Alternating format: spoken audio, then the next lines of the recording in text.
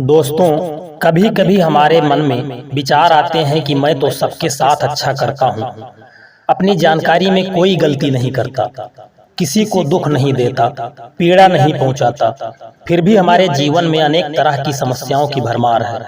जबकि वे लोग जो दूसरों को दुख देते हैं, चोरी करते हैं, बेईमानी करते हैं, उनका जीवन हमसे बेहतर है। ऐसा क्यों होता है? दोस्तों, इसको समझने के लिए मैं आपको एक कहानी सुनाता हूँ। एक बार देवर्षि नारद पृथ्वी लोक का भ्रमण करने आए।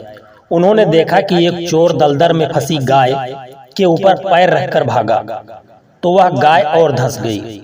वह चोर जब आगे बढ़ा तो उसे सोने के सिक्कों से भरी हुई एक थैली मिल गई और वह प्रसन्न हो गया। जबकि वहीं दूसरी तरफ एक साधु ने जब उस गाय को दलदल में फंसा देखा तो उसके मन में दया आ गई।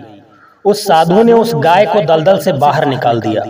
वह साधु जैसे ही आगे बढ़ा, वह गड्ढे में गिर पड़ा और उसका पैर टूट गया।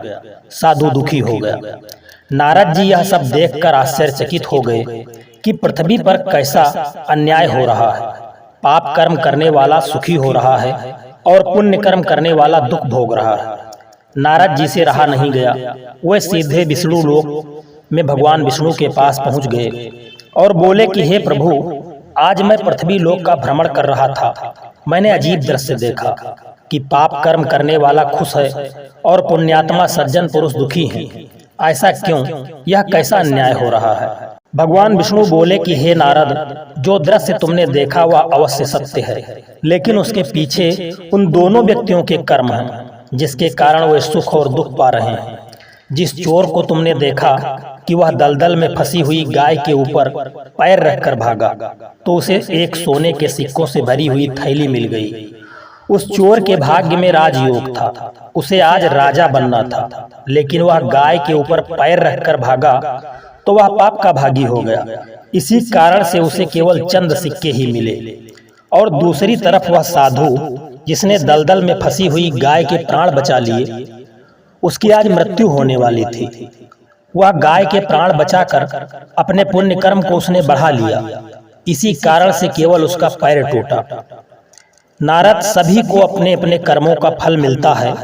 जो जैसा कर्म करता है वह उसी का परिणाम भुगत रहा है। दोस्तों, सुख और दुख का आना जाना अक्सर जिंदगी में चलता रहता है, क्योंकि सुख और दुख दोनों एक ही सिक्के के दो पहलू हैं।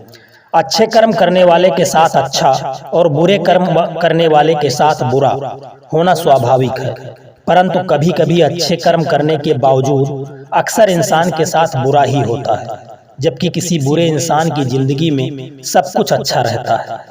अब प्रश्न यह उठता है कि अगर किसी प्राणी को उसके कर्मों के आधार पर उसका फल मिलता है तो फिर इसके पीछे क्या कारण है? यह जानकर आपको आश्चर्य होगा कि प्रत्येक प्राणी का भाग्य उसके पारिवारिक कर्मों से जुड़ा रहता है कि आपके पूर्वज अपने जीवन काल में किस तरह के कार्य किए हैं, उसके आधार पर भी आपका भाग्य निर्भर करता है। इसी कारण से आपने देखा होगा कि बहुत कुछ लोग दुष्ट प्रकृति के होने के बावजूद भी उनके जीवन में सब कुछ अच्छा होता है। ऐसा इसीलिए होता है कि निश्चित रूप से उनके पूर्वजों ने अपने बीते हुए समय में अच्छे कार्य किए होंगे। ठीक इसके विपरीत अच्छे लोग पुण्य कर्म करने वाले लोगों के साथ बुरा इसीलिए होता है कि शायद उनके पूर्वजों ने किसी के साथ बुरा व्यवहार किया होगा, किसी का दिल दुखाया होगा। दोस्तों, इन सब के बावजूद सबसे बड़ा सत्य यह है कि इन सारी चीजों से इंसान को कभी भी बेहद खुश या विचलित नहीं होना चाहिए, क्योंकि अंत में इंसान के खुद के कर्म ही उसके भाग्य का निर्माण करते हैं। सुख और दुख सब कर्मों का फल है। जो जैसा बोएगा वैसा ही काटेगा। जय श्री कृष्णा। राधे राधे।